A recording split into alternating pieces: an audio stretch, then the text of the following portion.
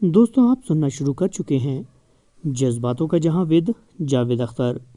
और आज मैं आपके सामने चेज़ की बहुत शानदार कहानी लेकर आया हूं।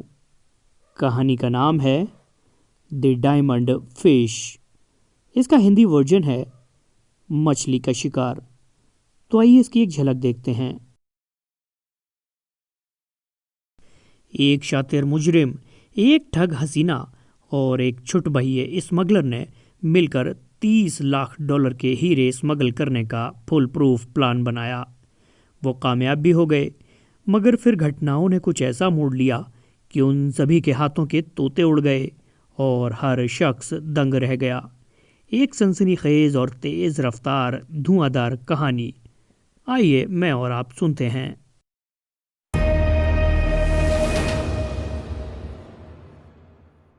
साम कार्गो ने जिस जगह से नदी पार की थी, उस जगह नदी की गहराई बहुत कम थी। ये अमेरिका और कनाडा के दरमियान बॉर्डर लाइन का काम भी करती थी। नदी की दूसरी तरफ घने जंगल थे। सामने जब कनाडा की सीमा के इलाके में कदम रखा तो उस वक्त सुबह का उजाला फैलने लगा था और साम भी नदी पार करके घने जंगल में दाखिल हो चुका था। साम की पीठ पर टूरिस्टों वाला बड़ा बैग लटक रहा था और कंधे पर गिटार भी लटक रहा था। आधे घंटे तक जंगल में चलने के बाद वो हरे भरे मैदानी इलाके में दाखिल हो गया। ये किसी किसान की चारागाह थी और चारागाह को पार करने में शाम को 10 मिनट लग गए। चारागाह पार करके वो कच्चे रास्ते पर पहुंच गया। यही कच्चा रास्ता कुछ मील आगे चलकर हाईवे से जा मिला था। शाम के जूते कीचड़ और मिट्टी में लथपथ हो चुके थे। हाईवे पर पहुंचकर शाम ने अंदाज़ा लगाया कि उसे लिफ्ट लेने में किसी किस्म की कोई कठिनाई नहीं पेश आएगी। हाईवे पर थोड़ी थोड़ी देर के बाद गाड़ियां आती जाती दिखाई दे रही थीं। हाईवे पर पहुंचकर शाम रुक गया। थोड़ी देर बाद उसे दूर से एक कार आती दिखाई दी। शाम ने लिफ्ट लेने के इरादे से अंगूठा लहराना शुरू किया। एक कार करीब आकर रुक गई, लेकिन यह शाम की बदकिस्मती थी कि वो पुलिस की पेट्रोल कार थी। ड्राइवर सुर्ख और सफ़ेद चेहरे वाला एक अधेड़ उम्र का शख्स था, जिसका जिस्म भारी भरकम था और आंखें तेज थीं। उसने अगली सीट का दरवाज़ा खोला और बोला, आओ बैठ जाओ। मैं बस शुक्रिया। शाम कार में बैठने से कतरा रहा था, लेकिन उसके पास अब कोई दूसरा रास्ता भी नहीं था। अनमना सा हिचकिचाता हुआ वो कार में बैठ गया और कार का दरवाज़ा बंद कर दिया। कहीं दूर जा रहे हो? ड्राइवर ने पूछा। कनाडा जा रहा हूँ। ये तो जाहिर है तुम कनाडा से आए हुए दिखाई नहीं देते। मैं बोस्टन से आ रहा हूँ। मैं बोस्टन यूनिवर्सिटी का स्टूडेंट हूँ। मोटे आदमी ने गर्दन घुमाकर शाम का गौर से जायज़ा लिया, फिर बोला, अपनी उम्र के हिसाब से तो तुम स्टूडेंट नज़र नहीं आते। मैं मास्टर डिग्री हासिल करने के लिए यूनिवर्सिटी में दाखिल हुआ हूँ, शाम ने कहा। तुम्हारा नाम क्या है? टॉम हिंगिस, शाम ने जवाब दिया।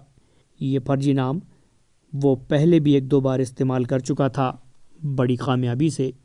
वेल टॉम हिंगिस, मोटा बोला, मैं यहाँ का शेरिफ लॉर्सन हूँ। जानते हो अब मैं क्या करूँगा? तुम्हें सीधा कस्बे की जेल। वो किस लिए?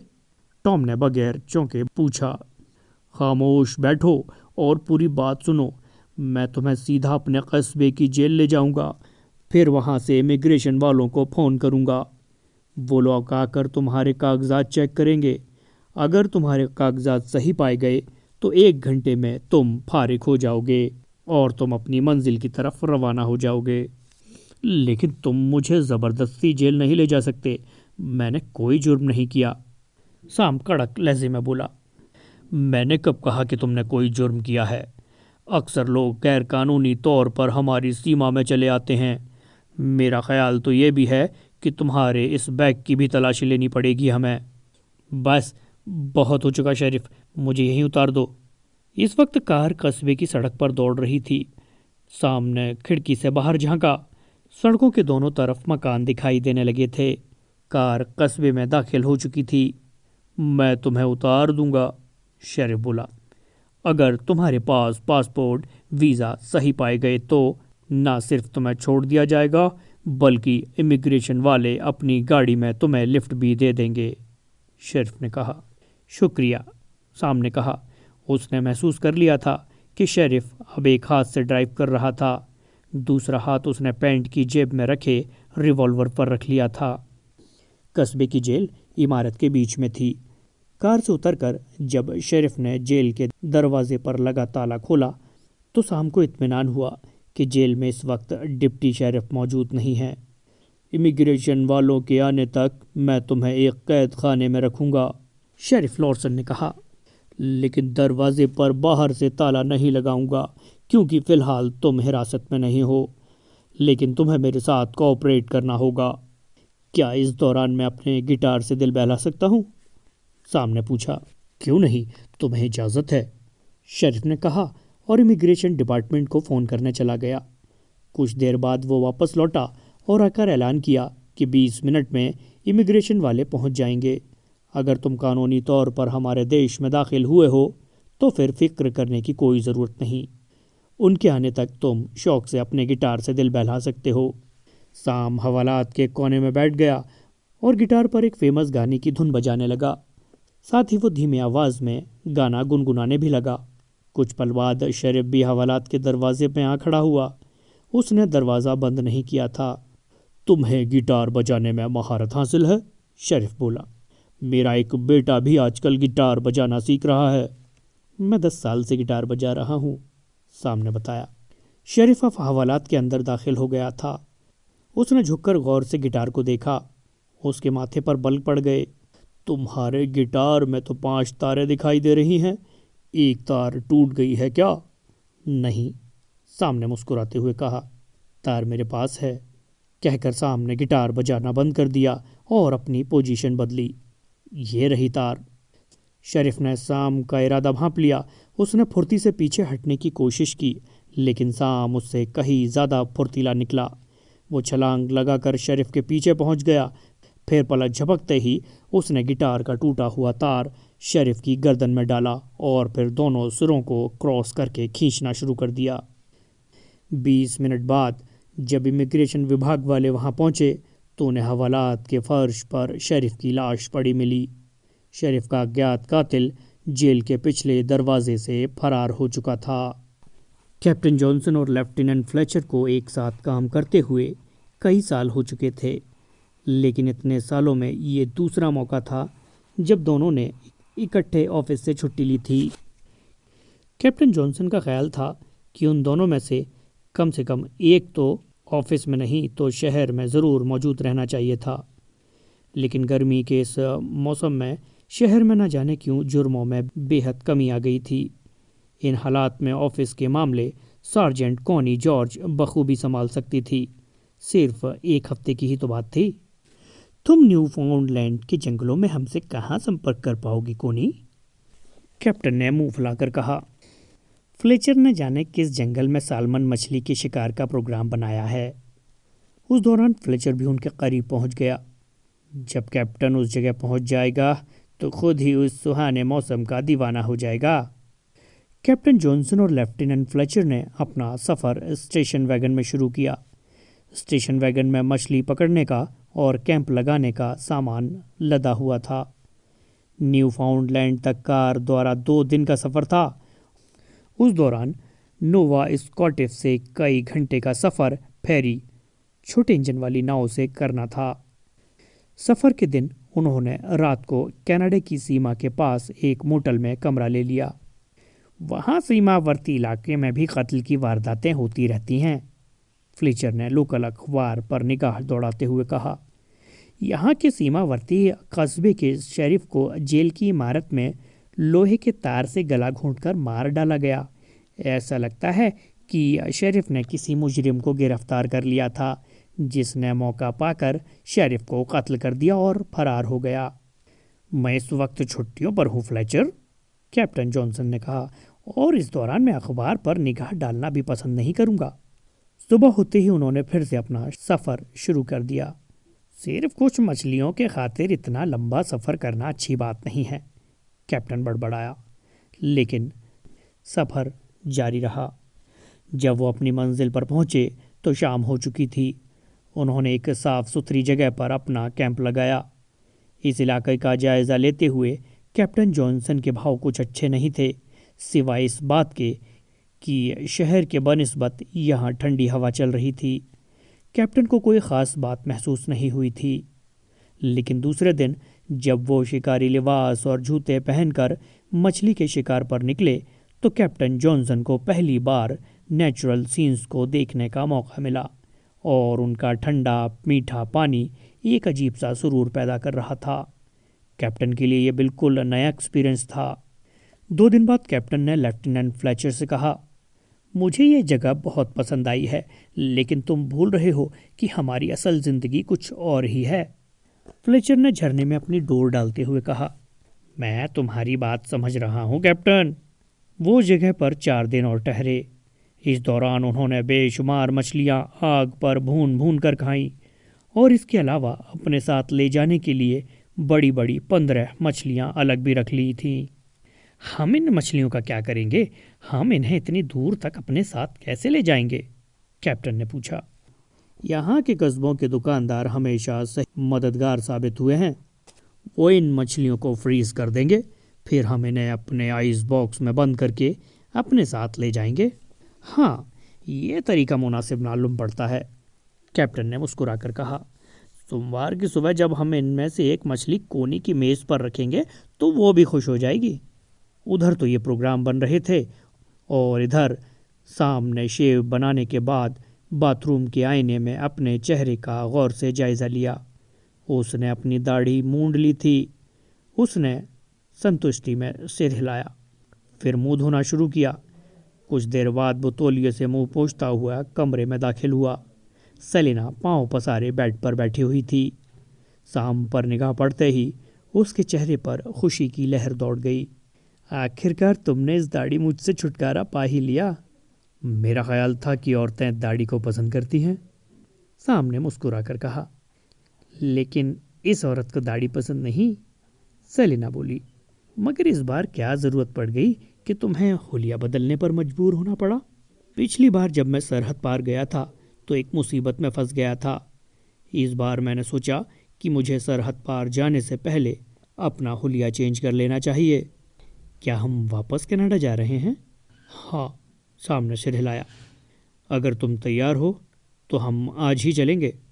मैं बिल्कुल तैयार हूँ, सेलिना ने पूछा। इस बार किधर का इरादा है? सामने जवाब देने से पहले सोचा कि सेलिना को किस हद तक बताना चाहिए, फिर बोला, न्यू फाउंडलैंड में एक कश्ती मेरे लिए शिपमेंट लाने वाली है। इस बार क्या माल होगा तुम खुद देख लेना। इस बार भी वो माल क्या तुम अपनी पीठ पर टूरिस्ट बैग में लाद कर लाओगे? नहीं, मैं कस्बों के शरीफों और बॉर्डर की गश्ती पुलिस से छुप छुप कर भागते भागते थक गया हूँ। इस बार मैं किसी दूसरे शख्स के ज़रिए माल निकलवाऊंगा। उम्मीद है वो दूसरी शख्स मैं नहीं होंगी, सामने ठहाका लगाया। नहीं बेबी, वो तुम नहीं होगी। वो दोनों उसी शाम सेलिना की कार में सीमा पार करके कनाडा में दाखिल हो चुके थे। देखने में वो दोनों अमेरिकन टूरिस्टों का जोड़ा नजर आते थे। सामने हाईवे पेट्रोल पुलिस से बचने के लिए एक लंबा रास्ता अपनाया था जो ज़्यादा सेफ था। बीच में उन्होंने हाई फैक्स से लेकर जून तक का रास्ता फेरी से तय किया। शाम को कोई जल्दी भी नहीं थी क्योंकि फ्रेंची से उसकी मुलाकात बुध के दिन तय हुई थी। फ्रेंची मॉन्ट्रियल का रहने वाला था और वो दरमियाने दर्जे का क्रिमिनल था। वो जिस तरह भी हो सके दौलत हासिल कर लेना चाहता था। शाम कई बार मोटे कमीशन पर फ्रेंची का माल सरहद पार अमेरिका पहुंचा चुका था। पिछली बार वो फ्रेंची का हेरोइन का पैकेट बड़ी कामयाबी से अमेरिका स्मगल कर चुका था। कुछ दिन पहले ही उसे फ्रेंची का फ़ोन आया था कि इस बार न्यू फाउंडलैंड में एक बेहद कीमती माल आ रहा है। क्या तुम वो माल न्यूयॉर्क पहुंचा सकते हो? क्यों नहीं। सामने माल की किस्म या तादाद मालूम किए बगैर ही हामी भर दी थी। साम कार्गो उन चीज़ों की स्मगलिंग करने को तरजीह देता था जो छोटी सी आइटम हो और आसानी से छुपा कर ले जाई जा सकती हो। उसी दौरान एक बार घपला हो गया था और पुलिस साम की तलाश में थी। उसी दौरान उसकी मुलाकात सेलिना से हुई, जो एक अधेड़ शख्स पर अपने हुस्न का जादू चलाकर उससे $30,000 ठग चुकी थी और इस वक्त वो भी जल्द से जल्द शहर से निकलना चाहती थी। दोनों अमेरिका के एक बड़े होटल में ठहरे हुए थे। वो दोनों रात के अंधेरे में भाग निकले थे, मगर सिक्योरिटी वालों ने उन्हें देख लिया था और उन्होंने साम और सेलिना का पीछा करना शुरू कर दिया था। साम ने तब भी हाईवे के बराबर वाले रास्ते को चुना था और रात के अंधेरे में वो 100 मील प्रति घंटे की रफ्तार से कार चलाता हुआ पीछा करने वालों को डॉज देने में कामयाब हो गया था।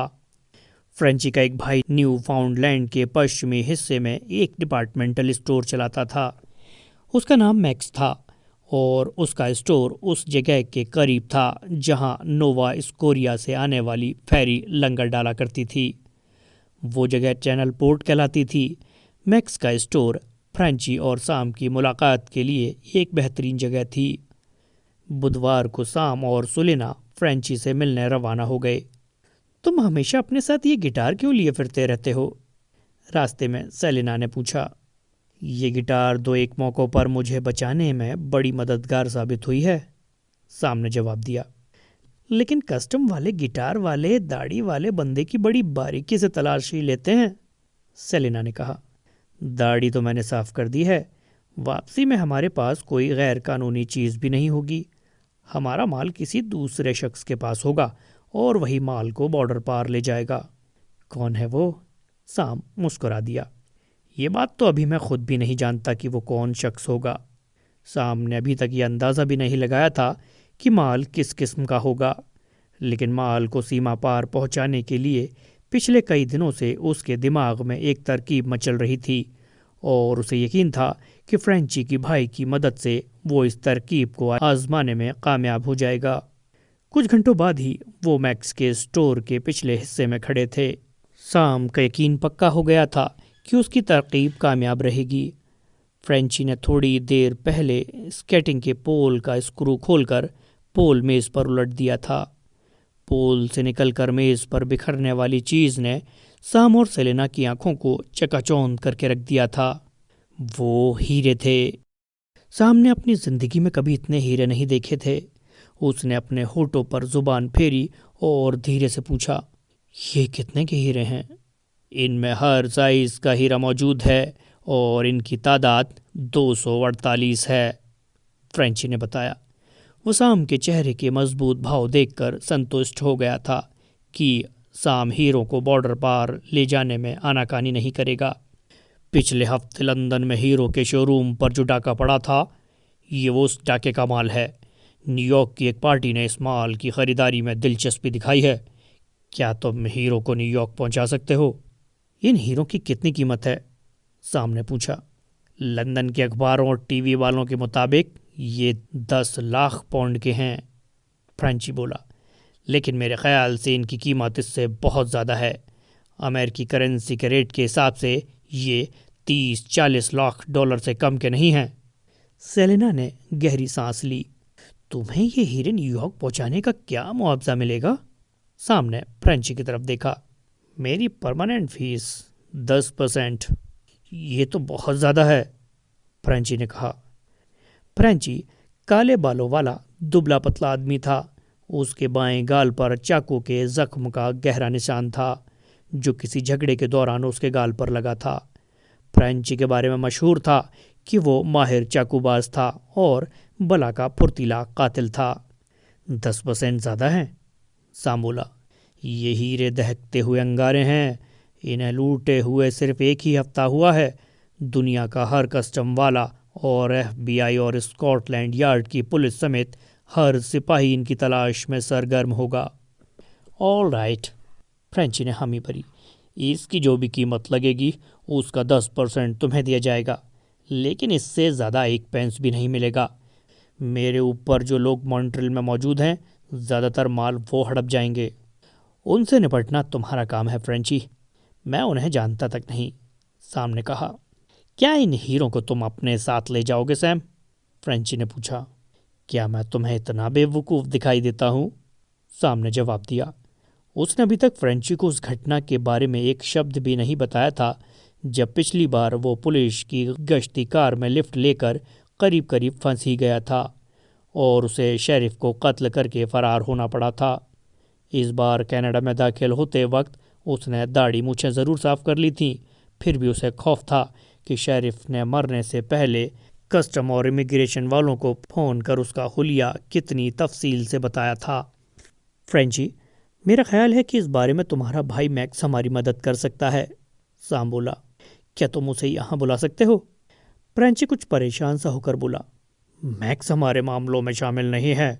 उसकी ये मेहरबानी क्या कम है कि उसने हमें यहाँ मिलने की इजाज़त दे रखी है।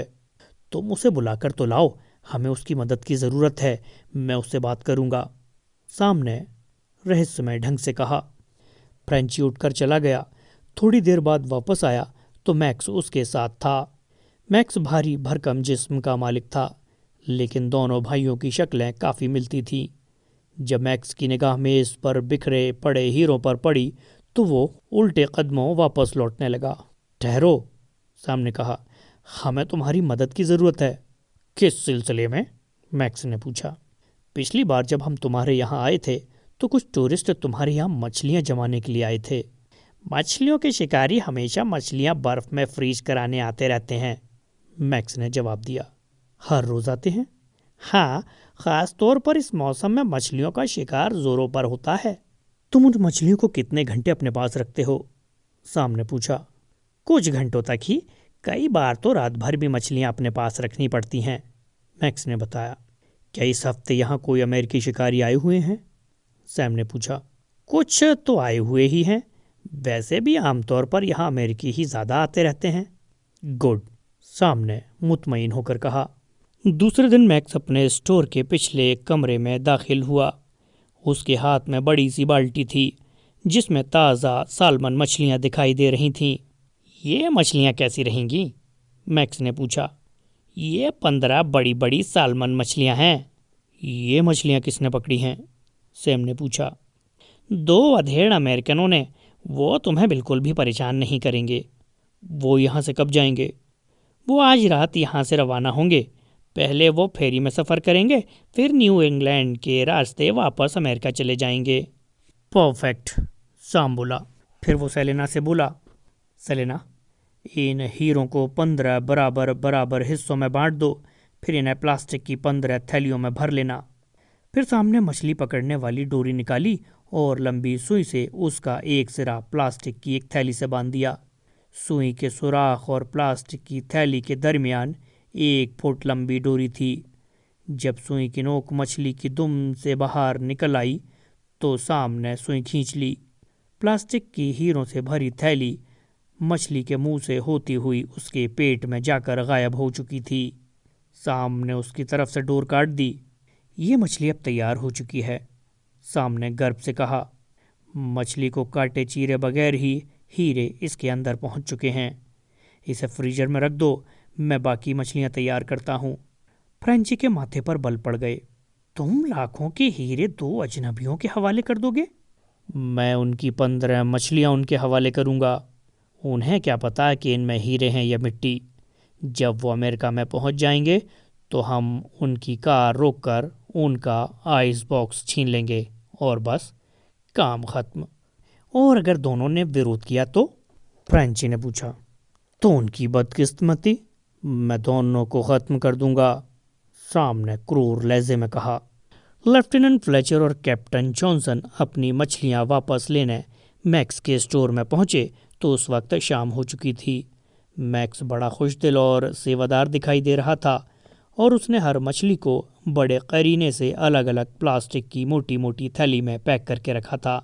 जॉनसन और फ्लेचर ने 15 मछलियों को अपने आइस बॉक्स में रखा और आइस बॉक्स उठाकर अपनी स्टेशन वैगन की तरफ बढ़ चले। आइस बॉक्स काफ़ी वजनी हो चुका था। एक भूरे बालों वाली बड़ी प्यारी सी लड़की उन्हें आइस बॉक्स कार की तरफ ले जाते हुए बड़े गौर से देख रही थी। जब वो आइस बॉक्स वैगन में रख चुके तो वो लड़की उनके करीब आई। क्या तुम अमेरिकी हो? लड़की ने पूछा। जॉनसन ने गौर से लड़की की तरफ देखा। लड़की ने टाइट जीन्स और खुले गले की टी शर्ट पहन रखी थी।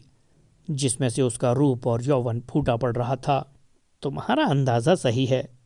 आज रात हम आप वापस अमेरिका जा रहे हैं, कैप्टन जॉनसन ने कहा। मैं और मेरे दोस्त भी अमेरिकी हैं। लड़की ने तीखी निगाहों से जॉनसन की तरफ देखा। तुम्हारा साथी तुम्हें कैप्टन कहकर क्यों मुखातिब करता है? क्या तुम फौज में हो? जॉनसन मुस्कुराया। मेरा संबंध अमेरिकन पुलिस के जासूसी विभाग से है। मैं कैप्टन हूँ और ये मेरा साथी लेफ्टिनेंट है, लेकिन मैं इसे लेफ्टिनेंट नहीं कहता हूँ। क्या ये हकीकत है? और मैं यकीन से कह सकता हूँ कि तुम टेक्सास की रहने वाली हो, कैप्टन बोला। ये बात तुम इतने यकीन से कैसे कह सकते हो? मैं जासूसों का कैप्टन हूँ। क्या तुम ये बात इतनी जल्दी भूल गई? कैप्टन मुस्कुराया। फ्लेचर स्टोर की तरफ चल पड़ा ताकि मैक्स को उस सामान की कीमत अदा कर सके जो उन्होंने वापसी के सफ़र के लिए खरीदा था। लड़की कुछ देर खामोश खड़ी रही, फिर पलटकर स्टोर की तरफ चल पड़ी। थोड़ी देर बाद फ्लेचर स्टोर से बाहर आया तो कैप्टन ने पूछा, टेक्सास के लहजे वाली वो कौन थी? मालूम नहीं कौन थी, फ्लेचर ने कहा। बहरहाल उसका व्यवहार प्यारा और दोस्ताना था। फ्लेचर ने गाड़ी स्टार्ट की और उसे पार्किंग से निकालकर घाट की तरफ ले गया। जिस वक्त उसकी वैगन घाट पर पहुंची, उस वक्त नोवा स्कोरिया से आने वाली फेरी घाट में दाखिल हो रही थी। मेरा ख्याल है रात हमें समुद्र पार किसी होटल में गुजारनी पड़ेगी, फ्लेचर ने फेरी में सवार होने के लिए लाइन लगाए खड़ी गाड़ियों के पीछे वैगन रोकते हुए कहा। इधर स्टेशन वैगन के पार्किंग से निकलते ही सेलिना दौड़ती हुई स्टोर के पिछले कमरे में दाखिल हुई। साम, वो दोनों अमेरिकी पुलिस के जासूस हैं। वो चीख ही तो पड़ी थी। उनमें से एक कैप्टन है और दूसरा लेफ्टिनेंट है और हीरे उनके कब्जे में हैं। खामोश रहो, शोर मत मचाओ। हम अब भी पहले से तय प्रोग्राम पर काम करेंगे। इस बार लेकिन फ्रेंची खामोश ना रह सका। उन दोनों के पास रिवॉल्वर भी हो सकती है सैम। मछलियां पकड़ने में रिवॉल्वर का क्या काम है? सैम ने पूछा। कई जासूस रिवॉल्वर को हर वक्त अपने पास रखने के आदी होते हैं, फ्रेंची बोला। साम कार्गो कुछ देर तक सोचता रहा, फिर बोला, तुम उनसे मिल चुकी हो सेलिना, वो तुम्हें पहचानते हैं। हम अगर उनके आगे से निकलकर कार की खराबी का बहाना करके रुक जाएं तो वो तुम्हें पहचान लेंगे। हो सकता है वो तुम्हारी मदद करने के लिए गाड़ी रोक लें। वो तुम्हें करीबी फ़ोन तक लिफ्ट देने तक भी राज़ी हो सकते हैं। उस दौरान तुम उनसे ये बात उगलवा सकती हो कि उनके पास हथियार हैं या नहीं। मुझे तुम्हारा ये सुझाव ठीक नहीं लगा साम, सेलेना ने कहा। हम उन्हें 30-40 लाख डॉलर की मछलियाँ इत्मीनान से फ्राई करके खाने की इजाज़त भी नहीं दे सकते, साम ने कहा। फिर फ्रेंची से बोला, नोवा स्कोरिया से आने वाली फेरी वापस किस वक्त जाती है फ्रेंची? फ्रेंची ने घड़ी पर निगाह डाली। फेरी की वापसी में करीब आधा घंटा बाकी है। ऑल राइट, सैम जल्दी से बोला। जल्दी से सामान पैक करो, हम भी उनके साथ इसी फेरी में सवार होकर जाएंगे। अमेरिका तक का सफ़र बहुत लंबा है साम, फ्रेंची ने फिक्रमंदी से कहा।